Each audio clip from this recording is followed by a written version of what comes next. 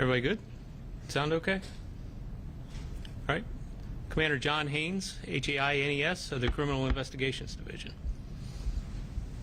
All right, good afternoon. Today I'm going to brief about an arrest that was just made by the Metropolitan Police Department in conjunction with several other agencies and the help of and dedication of 2 detectives that have been dedicated to this case for over a decade.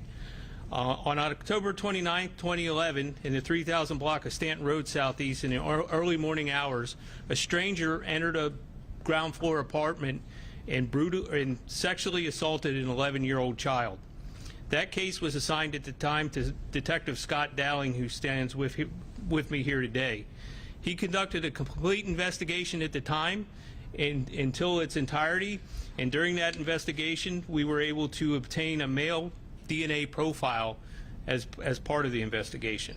That case, however, went cold, and we were not able to develop a suspect. That case was assigned to the Metropolitan Police Department's Cold Case Sexual Assault Unit, where it has been for the last 10 years, over the last decade, continually being investigated. Detective Dowling moved on in the department. He is now a lieutenant assigned to the Criminal Investigations Division.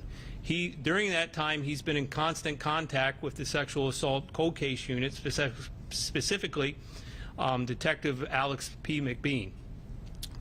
Detective McBean was aware of this case. Over the decade, constantly talked to the lieutenant about this specific case and continued to investigate it. Working with the United States Attorney's Office, Detective McBean reevaluated the evidence and submitted this evidence for additional, more advanced DNA testing from when it first occurred. There were several rounds of testing that were done in this case, and on the 3rd round of testing, a full DNA profile from a male was obtained and uploaded into the National CODIS database, where a match for a sex offender of Alfonso Owens was found. In Lieutenant Dowling's original investigation, he had linked this case to a possible stranger case in Prince George's County, Maryland, and that was the rape of very similar circumstances of a 10-year-old child. That happened on September 26, 2011. The DNA in the Maryland case was compared to the National CODIS database, and originally there was no match. However, Prince George's County Police Forensic Science Division reevaluated the case and entered the profile into Maryland State Database, which yielded a hit to a Baltimore, Maryland rape case that was committed by Owens in 2015.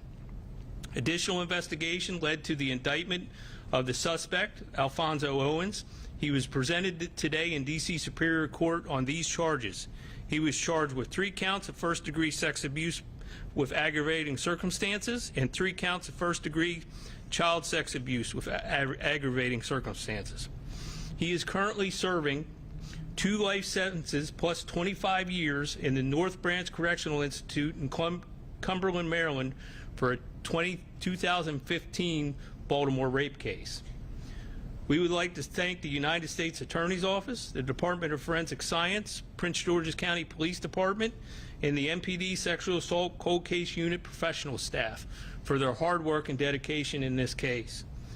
MPD would like to ensure our community that we will never stop in our efforts to bring justice for survivors of sexual assaults and will not rest in our efforts to apprehend those responsible.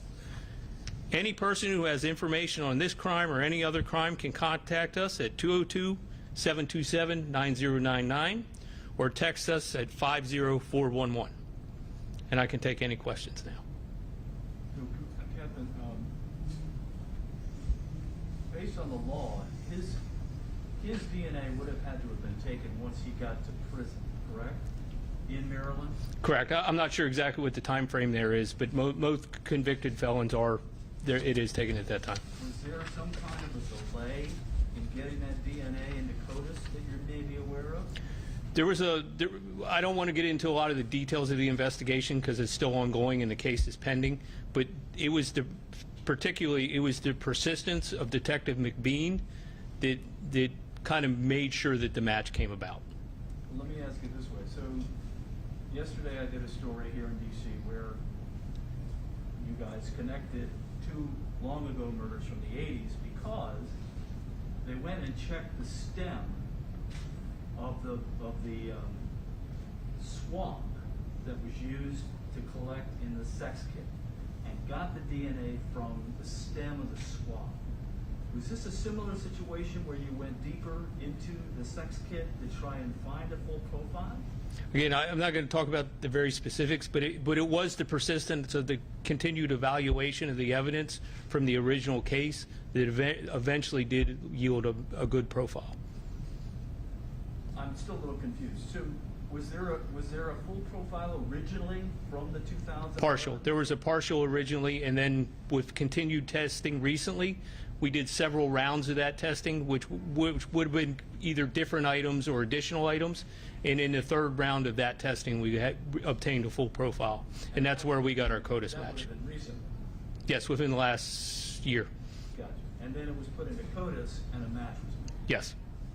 Thank you. Mm-hmm. Any other questions? Misty? Could we hear from one of the detectives? Cold case solved. Come on. What are you thinking? What's on your mind? How are you feeling? Scott? And spell your name, please. Sure. My name is Scott, S-C-O-T-T, Dowling, D-O-W-L-I-N-G. I'm thrilled. Like the commander said, we've been working on this case off and on for 11 years. And to have some work I did in 2011 come to fruition is outstanding. I couldn't be happier. For the victim, particularly. What does it say, though, about the advancements in DNA now, where you can get a full profile from such a small amount of DNA? Like I said, this case that I did yesterday was from the stem of the swamp. Well, I mean, the technology has gotten markedly better. It's the only reason that this case closed. It's just because you can multiply or magnify the samples so much more than you could in 2011. So potentially, what you had in 2011 wasn't going to close the case, but the advancements in it did? Definitively, it didn't close the case in 2011. It wasn't CODIS eligible. It didn't have enough. It was a small partial sample. That's why it went to cold case, because we didn't have a good enough sample. Thank you. Alex? Anybody? All right, guys, thank you very much. Yep. Thank you. But he was about to talk. Come on. Come on. And My- spell your name, please. First name is Alex, Alexander, Alex for short, I guess. Last name MacBean, M-A-C, capital B-E-A-N. Not much to say except that this is a powerful closure for the district. This was a very violent rape of 2 young children, and without the cooperative efforts of both jurisdiction working together over time, we weren't able to solve this. So it's a great closure for the district and for PG County as well, and just shows all the hard work that both departments are doing to show our dedication to solving these open cases and getting closure for them, as well as justice for the jurisdictions. So. We know that from you guys, one of the things that you enjoy most is being able to tell a family member that you've made a closure. Who made that notification? What was that like?